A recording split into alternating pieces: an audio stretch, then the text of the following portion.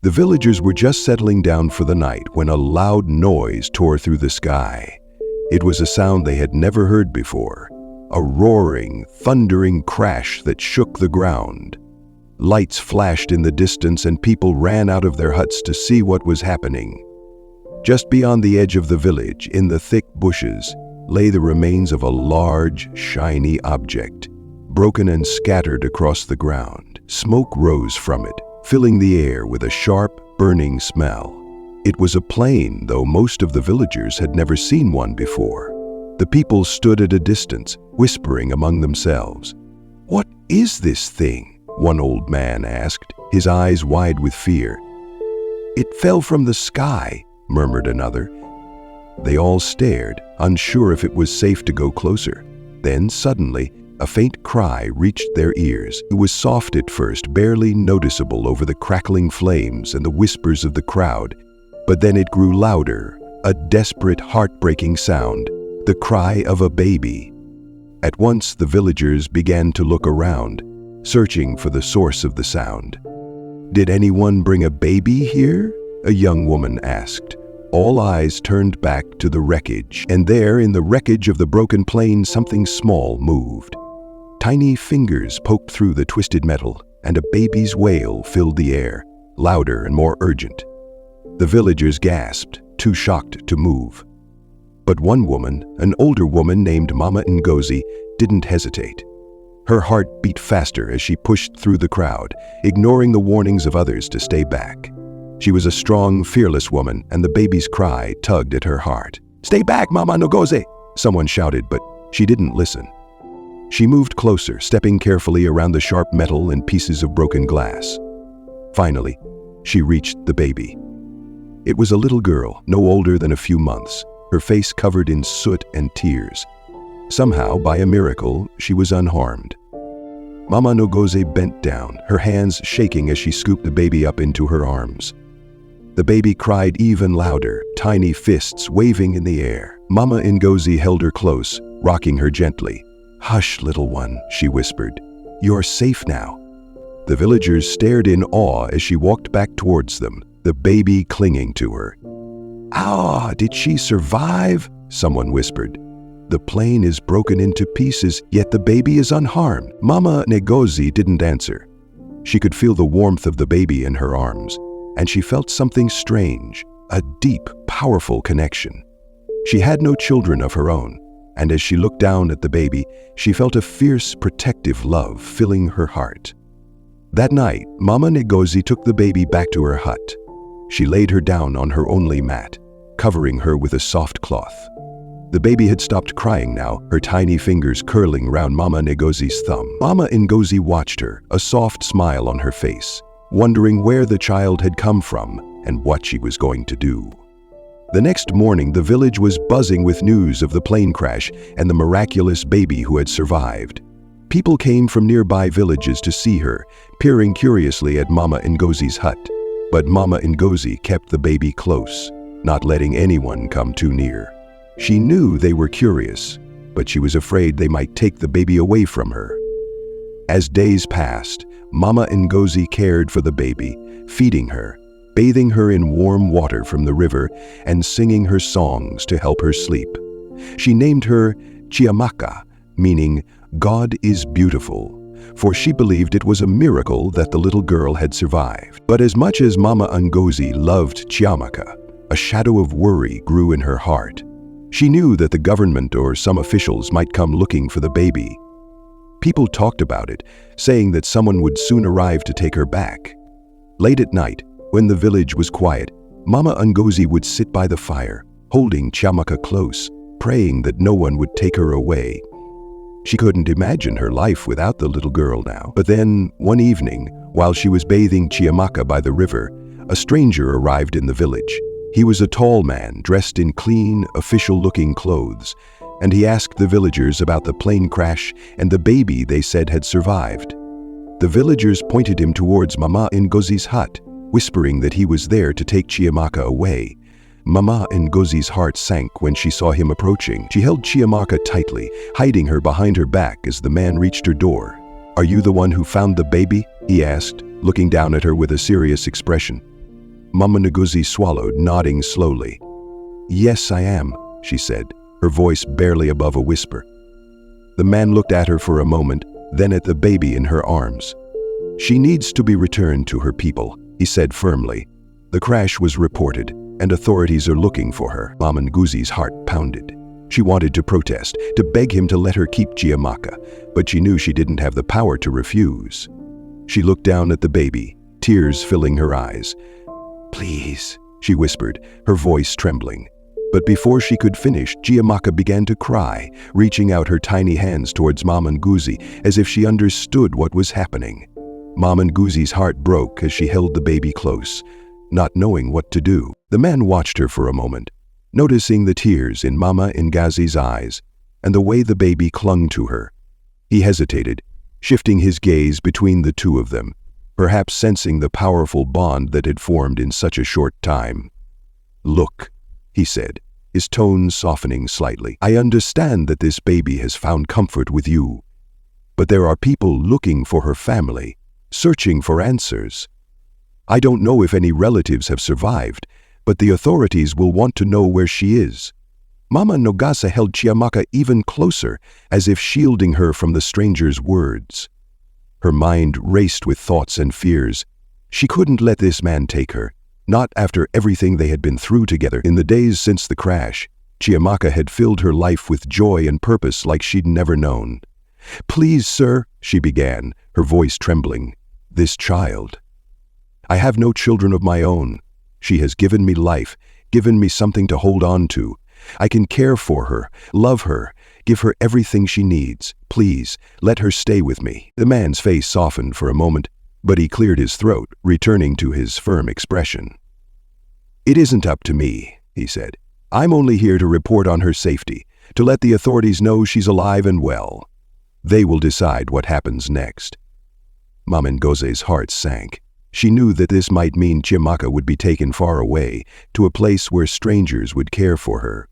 Strangers who didn't know her laugh, her cries, or the way she liked to be held. "But," the man added after a pause, "I'll be staying in the village for a few more days, gathering information about the crash. No one will come for her until my report is complete." A small glimmer of hope sparked in Mama Ngozi's chest. She knew she couldn't keep the baby forever, but perhaps she had a little more time. "Thank you," she whispered, bowing her head in gratitude. The man nodded and turned to leave, but as he walked away, Mama Ngozi felt a new resolve rise within her. She would make these days count. She would spend every moment with Chiamaka, giving her all the love she had to offer. And maybe, just maybe, she could find a way to keep her. That evening, as the village fell into its usual quiet, Mama Ngozi sat by her small fire, with Chiamaka bundled in her arms. She sang softly to her, a lullaby her own mother had sung to her as a child. The baby's eyelids grew heavy, and she soon drifted off to sleep, her tiny hand resting against Mama Ngozi's cheek. Mama Ngozi whispered to her, "No one will take you from me, my little one. You are mine, and I am yours." The next morning, Mama Ngozi visited the village chief. She explained her situation, begging him for help. She wanted to know if there was a way to adopt Chiamaka, to make her part of her family officially. But the chief looked at her with sad eyes. "Adoption is not common here," he explained gently, "and with the authorities involved it will not be easy. But I will support you, Mama Ngozi, and do what I can." With the chief's encouragement, Mama Ngozi felt a new determination. She would do whatever it took to keep Chiamaka safe and close to her heart. Over the next few days, Mama Ngozi visited with elders and respected villagers, gathering their support. She knew it was a long shot, but she needed to show the stranger that the entire village wanted Chiamaka to stay. The villagers, who had at first been wary of the baby from the plane, began to come around, touched by Mama Ngozi's love for the little girl. They brought small gifts, blankets, baskets of fruit, charms for protection. They whispered their blessings over her, saying she was a miracle, a child who had survived the unthinkable. Finally, the day came when the man from the city was ready to leave. He called a meeting with the chief and the villagers, explaining that he had filed his report. "The authorities may send someone to retrieve the child soon," he said, his voice steady, "but I'll share with them your wishes. Mama Ngozi's heart raced. She could feel Chiamaka's warmth against her chest, the little one holding tightly to her as if sensing the tension. "Please," she said, her voice breaking, "tell them that she has a home here. She has a family, a village that loves her. Tell them that I will raise her as my own." The man looked around at the gathered villagers, seeing the hopeful faces, the soft smiles, the way they all looked at Chiamaka as though she was one of them. He nodded, a hint of sympathy in his eyes. "I will tell them," he promised. As he left the village, Mama Ngozi felt a strange mixture of relief and fear. The waiting began, every day filled with anxious glances towards the road, wondering if someone would arrive to take Chiamaka away. But until that day came, Mama Ngozi cherished each moment. She taught Chiamaka her first words, fed her with the best foods she could find, and wrapped her in blankets sewn by the village women. The villagers continued to come by, each one bringing gifts or offering blessings, as if to protect Chiamaka from any force that might separate her from Mama Ngozi. One night, as the stars shone brightly above, Mama Ngozi looked down at Chiamaka, now sleeping peacefully in her arms. She took a deep breath, hoping with all her heart that the gods, or fate, or whatever powers had saved Chiamaka from the crash, would allow her to stay. But in her heart she knew that the future was uncertain, and with every day that passed, she dreaded the possibility that she would lose the child she had come to love more than anything else in the world. Days passed quietly, with Mama Ngozi and Chiamaka settling into a comfortable routine. Each day was filled with laughter, songs, and the warmth of shared love. The villagers, who had at first been cautious around the child from the sky, now adored her. They brought small gifts, clay toys, colorful beads, and carved wooden animals for Chiamaka to play with. But as peaceful as things seemed, there was a lingering tension in Mama Ngozi's heart. Each time she heard a sound in the distance, she would look up, wondering if someone had come to take Chiamaka away. She kept her close, even sleeping beside her at night, fearing that if she let her out of her sight for even a moment, she might lose her. One sunny afternoon, while Mama Ngozi and Chiamaka were in the small garden behind her hut, two women entered the village. They looked different from anyone the villagers had ever seen. They smelled different. They wore fine clothes that shimmered in the sunlight, and their eyes were sharp, as if they were searching for something. The villagers gathered to watch as the women approached, whispering to one another, wondering who they were and what had brought them to their village. The women ignored the curious stares, their focus unwavering as they walked directly towards the village chief's hut. Mama Ngozi felt a shiver of fear pass through her. She held Chiamaka tightly, watching as the women disappeared into the chief's hut. She had a sinking feeling that they had come for the baby, though she hoped, prayed, that it wasn't true.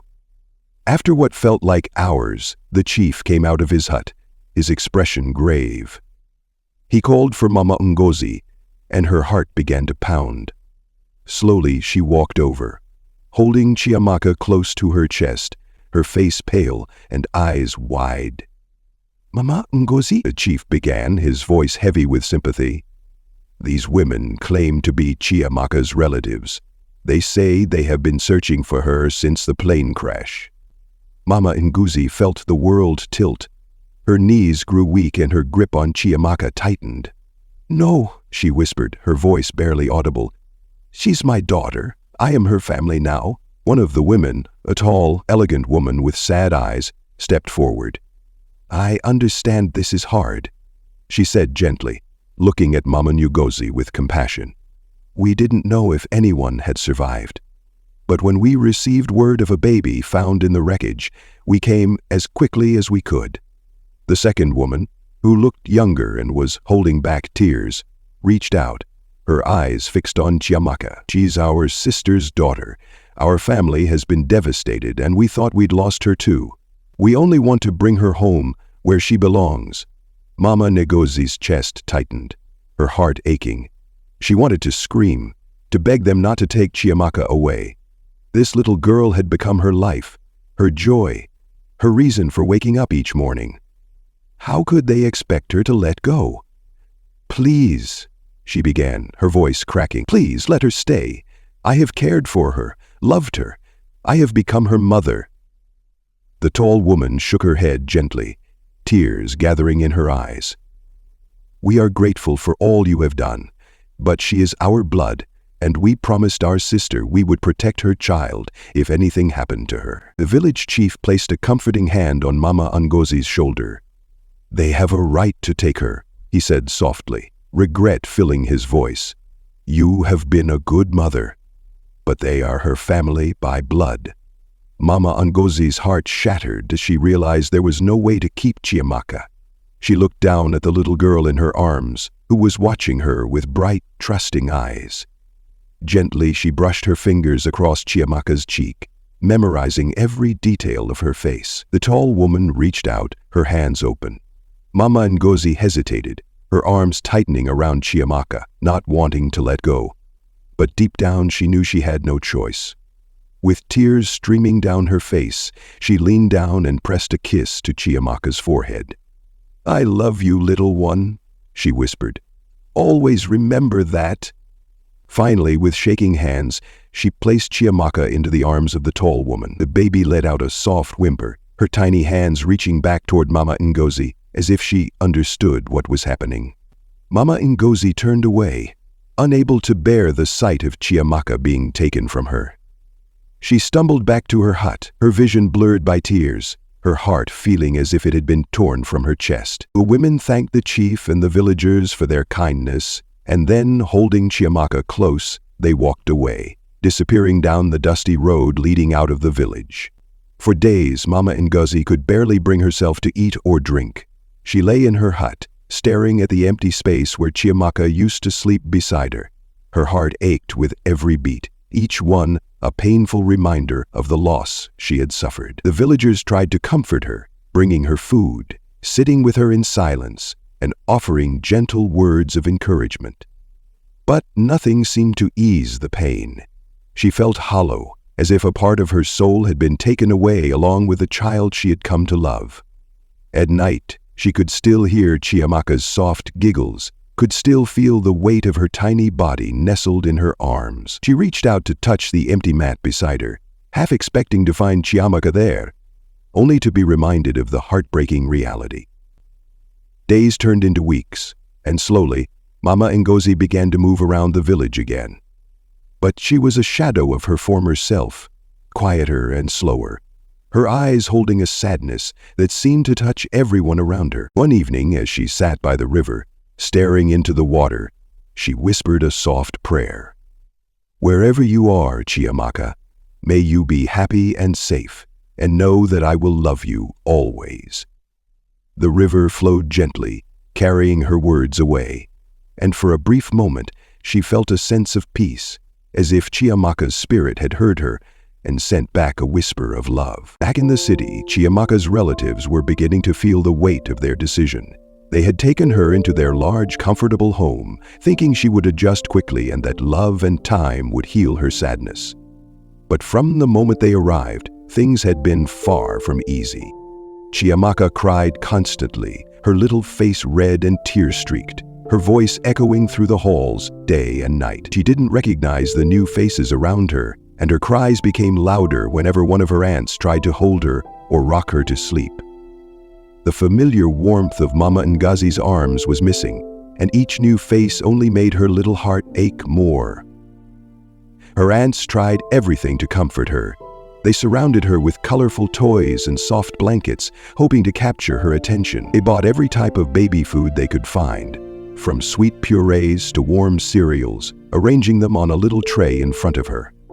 But Chiamaka refused to eat, turning her face away from every spoon, shaking her tiny fists in protest. Days passed, and still, she would not eat.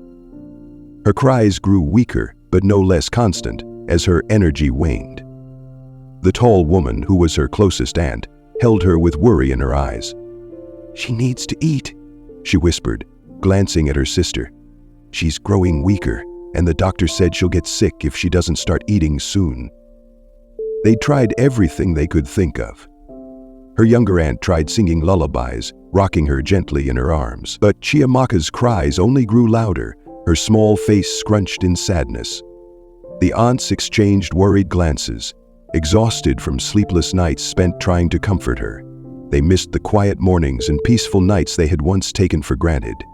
Now every morning began with the sound of Chiamaka's desperate cries echoing through the house, pulling them from their beds. They called the doctor again, explaining the situation, hoping he could give them some advice. "It sounds like she's grieving," the doctor explained gently. "Babies may not understand loss the way we do, but they feel it just as deeply. If she had a close bond with someone else, it may take time for her to adapt to her new surroundings." The aunts felt some guilt as they realized the depth of Chiamaka's attachment to the village woman who had cared for her. But they were at a loss for what to do. One morning, after another sleepless night of listening to Chiamaka's heartbreaking cries, the tall aunt finally slumped into a chair, her face buried in her hands. She hadn't known how attached Chiamaka had been to Mama Nguzi, hadn't understood that taking her from the village would bring her so much pain. "What are we going to do?" she whispered to her sister. "She won't eat, she won't sleep. Every morning she cries as if her heart is breaking, and I don't know how much more we can take." Her sister sat down beside her, sighing heavily. Maybe we made a mistake," she admitted softly, glancing at Chiamaka, who lay on a soft blanket nearby, her face still wet with tears. "Maybe we should have left her with the woman who cared for her. She needs love, and she needs someone she trusts. We can't replace that bond." The tall aunt looked at her sister, considering her words. The thought of taking Chiamaka back to the village crossed her mind, but it felt like admitting defeat. They had come so far to bring her back, thinking they were rescuing her from a life of hardship. But perhaps they had only taken her away from the only real happiness she had ever known. Days passed, and still Chiamaka cried. Her cheeks grew thinner, her cries weaker, but the pain in her tiny voice was clear. The aunts found themselves unable to sleep, haunted by the knowledge that they might be the reason for her suffering. Finally, one evening, the tall aunt stood by the window, watching the lights of the city below. She could hear Chiamaka's soft whimpers from the next room, a sound that had become all too familiar. Her heart ached as she thought of Mama Nguzi, the woman who had loved and cared for this child without question, without expectation. "We have to do what's right for her," she murmured to herself. Turning to her sister, who sat across the room, she took a deep breath and said, "I think we need to go back to the village. Maybe she belongs there after all." Her sister looked at her, surprised. "Hell no, she doesn't, and must not leave our sight," she replied. And then she looked towards the door where Chiamaka's cries was coming from, and then sighed, shaking her head. Days later, the house felt heavier than ever. The constant cries of Chiamaka echoed through the walls, leaving everyone drained. In a bid to ease the burden, they employed 2 nannies. The hope was that professional care would calm Chiamaka and bring some peace to the household. At first, the nannies seemed confident. They walked in with smiles, assuring the aunts that they had dealt with fussy babies before. They tried different methods, playing soothing music, singing traditional lullabies, and even taking her on walks around the compound. But Chiamaka remained inconsolable, her tiny fists clenching as her cries pierced the air. "She's grieving," one of the nannies said after the first night, her face pale from lack of sleep. "This is more than just a child missing home. She's mourning something deeper." By the 3rd day, the cries had gotten to the first nanny. That morning, as the tall aunt entered the living room, she found the woman packing her things hurriedly. "I'm sorry, Ma," the nanny said, avoiding eye contact. "I can't do this anymore. This child's cries. It's like she's in pain, and it's too much for me." Before the tall aunt could respond, the nanny picked up her bag and walked out. The door slammed softly behind her, leaving a tense silence in the air. The remaining nanny stayed, but her patience was wearing thin. Her once cheerful demeanor had turned sour, and she avoided staying in the same room with Chiamaka unless it was absolutely necessary. One night, the tall aunt approached her sister again. She sat down heavily on the couch, her face lined with worry. "Can't you see it?" "Nkechi," she said, her voice low but firm. "This child is suffering here. We've tried everything. But she's not eating, she's not sleeping. And now, even the people we've hired to help are leaving." Nkechi, the younger aunt, crossed her arms stubbornly. "So what are you saying, Ada? That we should just take her back?" After all we've done to bring her here. You know how hard it was to convince everyone that we could give her a better life." "But is this a better life?" Ada shot back, gesturing toward the room where Chiamaka's cries had grown weaker but no less heartbreaking. "She's not happy here. We took her from the only home she now knows, from the only person who truly loved her. What kind of life is that?" Nkechi didn't respond immediately. She turned her gaze toward the window. After a long pause, she finally said she'll adjust. She just needs more time, but time wasn't on their side. The next morning, the remaining nanny walked into the kitchen, her bag slung over her shoulder. "Ma, I'm sorry, but I can't continue," she said flatly, avoiding Ada's questioning gaze. "I've tried, but this is beyond me. I don't think anyone can help that child if she's not with the person she wants." And with that, she was gone. The house was quiet after the nannies left, except for Chiamaka's faint cries from her crib. Her voice, once loud and strong, had grown weak and hoarse. Ada couldn't take it anymore. She stormed into the room where Nkechi was sitting and slammed the door behind her. "This is madness," Nkechi, Ada exclaimed, her voice trembling with frustration. "The nannies are gone. The child is wasting away before our eyes, and you're still clinging to this stubborn pride.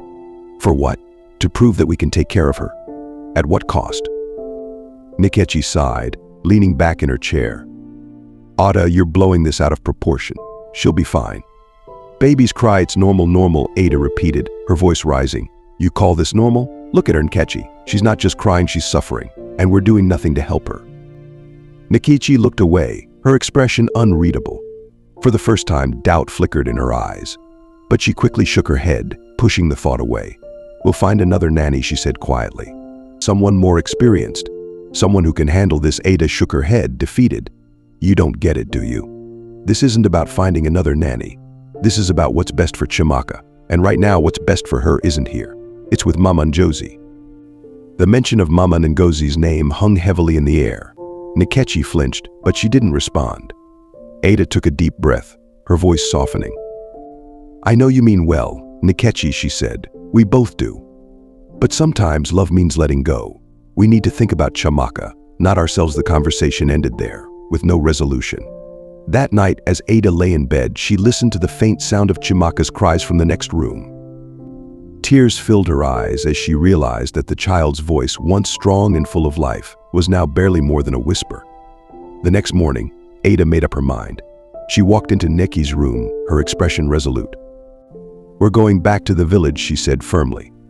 "With or without you." Before Nkechi could respond, the sound of Chiamaka's cries filled the house once more, louder and more desperate than ever before. This time, even Nkechi couldn't ignore the pain in her tiny voice. Ada rushed into Chiamaka's room, her heart pounding when the baby suddenly stopped crying. The air felt heavy, almost suffocating. The tiny figure in the crib lay disturbingly still, her once loud and heart-wrenching cries replaced by an eerie silence. Ada froze. For a moment, she thought her eyes were deceiving her. "Chiamaka," she screamed, dashing to the crib. The child's tiny body was cold, her face pale. Ada shook her gently, hoping for even the faintest response. Nothing. "Nkechi," Ada yelled, her voice breaking. "Nkechi, come quickly." The younger aunt came rushing in, her irritation at Ada's insistence from earlier instantly replaced by panic when she saw Chiamaka. "What happened?" Nkechi's voice trembled. "She's not moving." Ada sobbed, cradling the lifeless child in her arms. "We need to get her to the hospital." Now, without waiting for a reply, Ada bolted out of the room with Chiamaka, Nkechi trailing behind her. The drive to the nearest hospital felt like an eternity. Ada's knuckles were white as she gripped the steering wheel, her mind racing with prayers and worst-case scenarios. "Please, God," she whispered. "Please don't take her away." When they arrived, the nurses sprang into action. Chiamaka was whisked away on a stretcher, leaving Ada and Nkechi in the cold, sterile waiting room. Ada paced back and forth, tears streaming down her face. Nkechi sat silently, her head in her hands, guilt etched deeply into her features. Minutes turned into hours before a doctor finally emerged. "She's stable for now," the doctor said, his tone grave. "But her condition is critical. She's severely dehydrated and malnourished." "What happened to her?" Ada opened her mouth to speak, but Nkechi cut her off. She hasn't been eating or sleeping well," Nkechi admitted, her voice barely above a whisper. "We've been trying to care for her, but she's been crying nonstop." The doctor's brows furrowed. This child's body is shutting down from exhaustion. Whatever the reason for her distress, you must address it immediately. She needs rest, nourishment, and most importantly, comfort. If this continues, she may not survive." The words hit Ada like a thunderclap. She nodded, unable to speak. "You can see her," the doctor added. But only one at a time. Ada didn't wait for further instructions. She rushed into the room where Chimaka lay, her small body hooked up to IV drips and monitors. Her face was pale, her breathing shallow. Ada's heart broke as she sat beside the bed, gently stroking the child's tiny hand. "I'm so sorry, my darling," Ada whispered, tears streaming down her face. "I should have listened sooner. I should have taken you back." Behind her, Nkechi stood in the doorway, her face a mixture of guilt and sorrow. She watched as Ada poured her heart out to the unconscious child, the weight of her own stubbornness pressing heavily on her chest. "I was wrong," Nkechi finally said, her voice shaky. "You were right, Ada. We should have taken her back." "I see that now." Ada turned, her eyes blazing with a mixture of anger and sadness. "It took this, Nkechi? It took Chimaka lying here, fighting for her life, for you to realize that." Nkechi looked away, unable to meet her sister's gaze. "I thought I was doing what was best for her." I thought. Her voice trailed off. Ada stood, her fists clenched. "This isn't about what we think is best. It's about what Chimaka needs. And what she needs is Mama Ngozi." Before Nkechi could respond, a nurse entered the room. "You'll need to step out now," the nurse said. "We need to run some additional tests." Reluctantly, Ada and Nkechi left the room, returning to the waiting area. The silence between them was heavy, each lost in their own thoughts. Finally, Nkechi broke the silence. "We'll take her back," she said, her voice firm. "As soon as she's strong enough, we'll take her back to the village." Ada glanced at her sister, surprise flickering across her face. "You mean that?" Nkechi nodded. "I mean it. I see now that we can't force this. She belongs with Mama Ngozi."